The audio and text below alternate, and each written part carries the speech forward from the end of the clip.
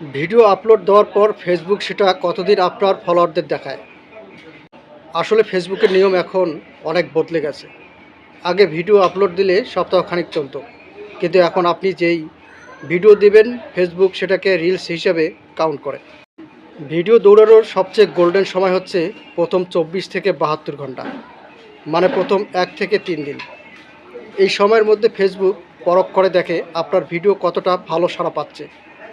এরপর 3 থেকে 7 দিনের মাথায় ভিডিওর গতি অনেক কমে যায়, আর 30 দিন পর সেই ভিডিওটি কার্যরত মিথ, মানে সেটা আর নিজে থেকে কারো ফিডে এসে দাঁড়াবে না। একবার লাইভ ভিডিওর কথা চিন্তা করুন। ফেসবুক লাইভ ভিডিওকে 30 দিনের জন্য রাখে, তারপর সেটি ডিলিট করে দেয়।